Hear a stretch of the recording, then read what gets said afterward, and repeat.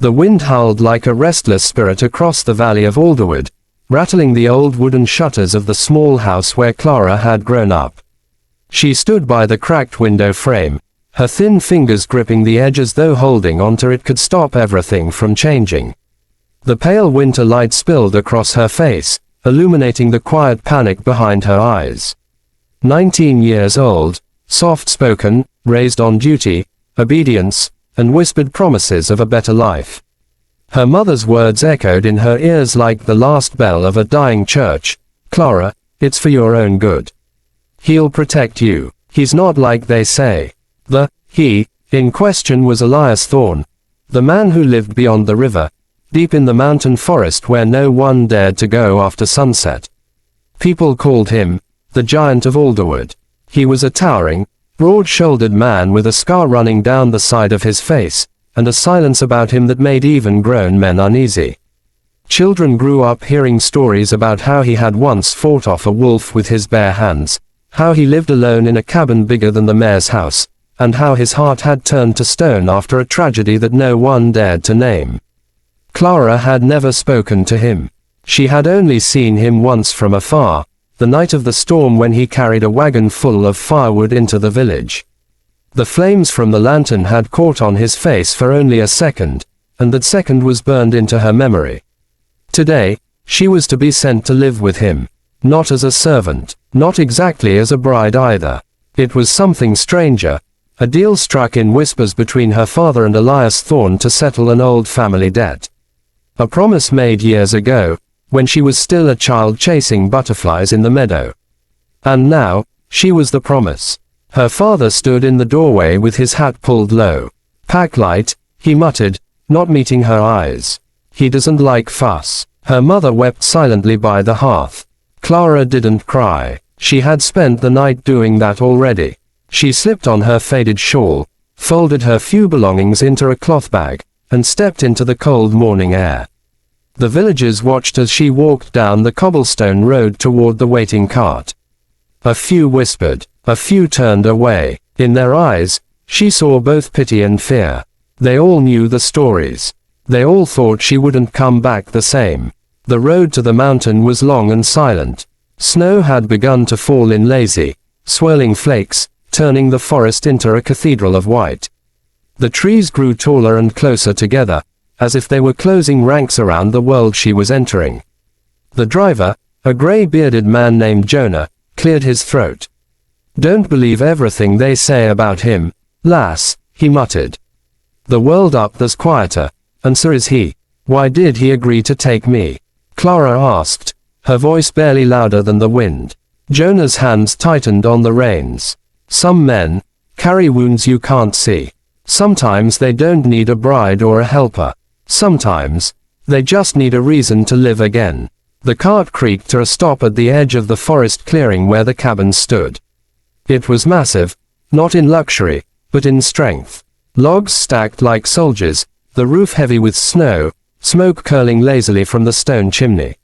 A fence surrounded the place, not to keep people out but to keep something else in, or so the stories went. A large black dog barked once and then fell silent as the door swung open. Elias Thorne stepped out. He was even bigger up close. His height cast a shadow across the snow, his coat thick and dark, his boots heavy. But what struck Clara most wasn't his size, it was the stillness in his eyes. They were deep, quiet, almost tired, like someone who had stopped expecting anything from the world a long time ago. His beard was rough, his hands calloused. He didn't speak right away, just looked at her like he was weighing something invisible. "Clara," Jonah said softly, "this is where I leave you." Her heart pounded. Every story, every whispered warning, every childish fear rose like smoke in her chest. Elias nodded once to Jonah, then turned to her. "You cold?" His voice was deep, surprisingly gentle. She nodded. "Then come inside," he said, opening the door wider. Inside, the cabin was warm, the kind of warmth that seeped into your bones. A fire crackled in a stone hearth, and shelves lined the walls, filled with old books, carved figures, and tools. It wasn't what she had imagined. It wasn't a cage. It was a home. You'll sleep in the loft, Elias said simply. Work starts early. Don't be afraid of the woods. But don't wander too far. She wanted to ask why me. She wanted to scream, to run back down the mountain. But something in his calm, steady voice made her stay still. The first night, she lay awake listening to the sound of the fire and the winter wind pressing against the walls. He didn't speak much at dinner. He simply set a bowl of stew in front of her and ate his own in silence. It wasn't cruel silence. It was the silence of a man who had spent too many years with only the forest as company. Days turned into weeks. Clara learned the rhythm of the mountain. She rose before dawn, gathered wood, fed the dog, learned to light the fire the way he showed her. He never raised his voice, never touched her without reason. When wolves came close one night, he stood between her and the darkness with a torch in one hand and an axe in the other. The world said he was a monster, but she saw something else, a man who had built walls not to hurt, but to survive. One morning, she found him in the barn, carving a piece of wood with precise, patient hands.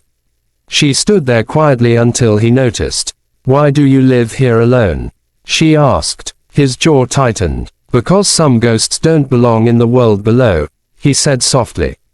"What ghosts?" "The kind you don't talk about," he replied, then handed her the small carving. A sparrow with its wings spread wide. "But they can't follow you if you build new things." That was the first time he smiled.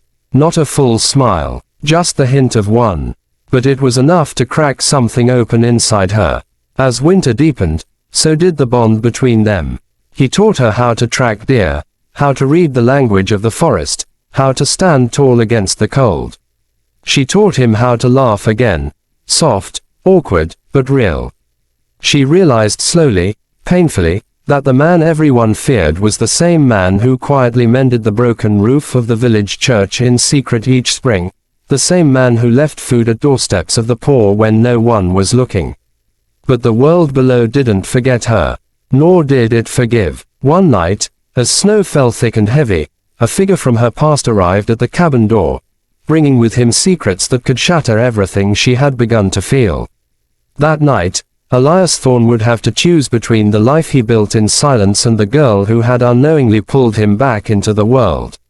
And Clara would learn that sometimes, the scariest stories people tell aren't about monsters at all.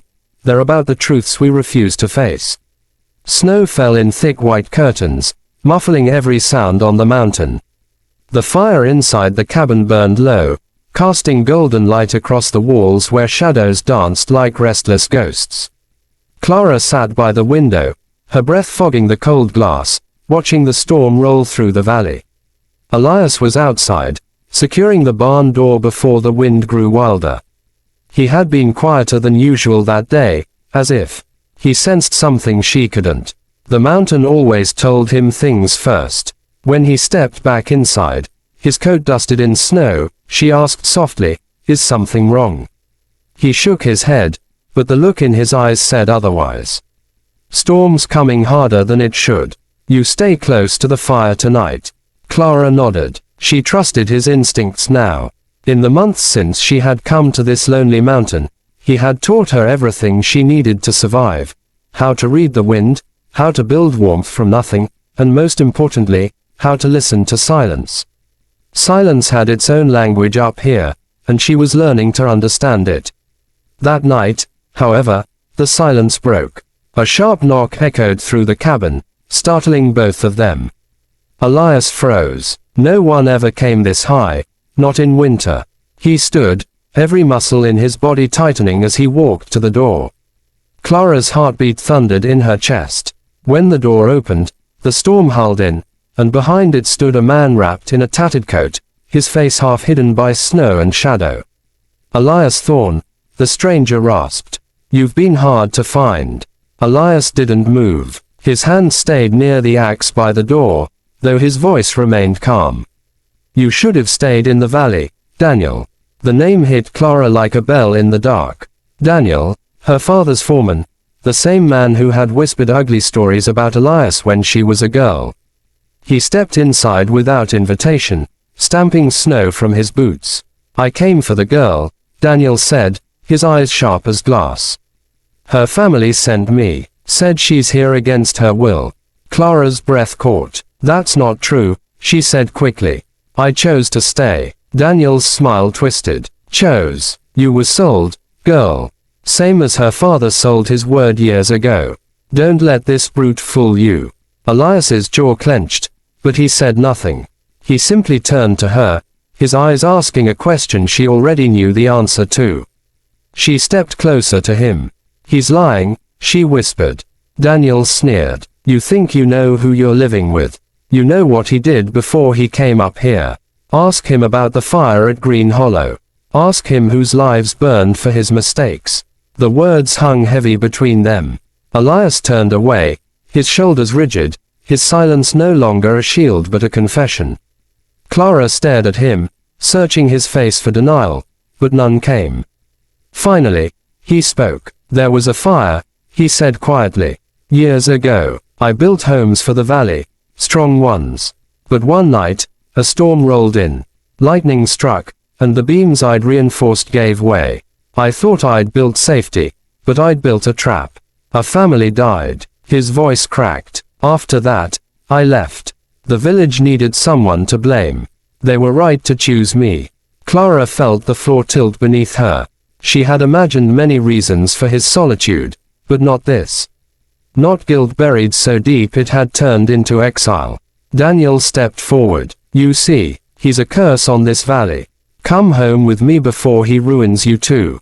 Elias didn't stop him when Daniel reached for her arm, but she did.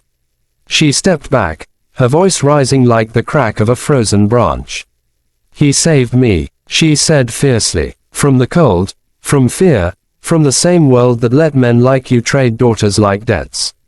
Daniel's eyes narrowed. You'll regret this, girl.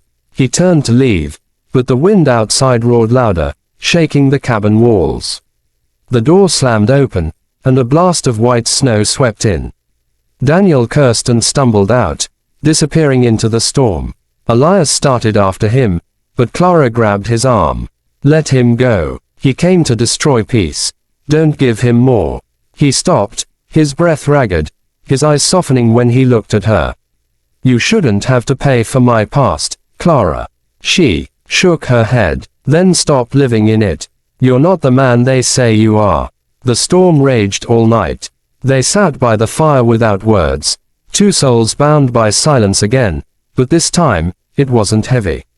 It was healing. When morning came, the world was buried under fresh snow. Daniel's tracks were gone, swallowed by the mountain. Elias stepped outside, his face calm for the first time in years. Do you regret staying? He asked her quietly. She looked around at the wild, endless beauty of the forest, at the smoke curling gently from the chimney, at the footprints they had made side by side in the snow. No, she said. For the first time, I feel like I belong somewhere. He smiled, a real one this time, small and weary and beautiful. Weeks passed, and spring slowly crept down from the peaks. The ice melted, the rivers ran wild, and color returned to the land. The villagers began to whisper again, not of fear, but of change. They said the giant of Alderwood had come down to help rebuild a bridge, that the girl who had been sent to him was now seen walking beside him, carrying wildflowers in her hands. When they asked why he had come down after all those years, Elias Thorne simply said, because someone reminded me what home feels like. And in that quiet answer, the mountain finally let go of its ghosts. Clara stood with him at the edge of the valley one morning, watching the sunrise paint the sky in gold. Do you think people can really start over? She asked. He looked down at her, eyes warm. We just did. A soft breeze moved through the grass. For the first time since she had arrived, Clara didn't feel small beside him. She felt strong, like the mountain itself had passed its courage into her bones. The girl who was once sent away had become the woman who stayed by choice. And the man once feared by everyone had found forgiveness not in others, but in her quiet belief. Sometimes, miracles don't roar like thunder, they whisper through snow, through scars, through the steady hands of a man who learns to build again. And that's how the story of Clara and the giant mountain man ended. Not with fear, not with fame, but with peace. Right finger if this story touched your heart. Don't forget to subscribe to the channel, because every week we bring you stories that remind you how love, faith, and kindness can rebuild even the coldest hearts. Yellow Heart Sparkles.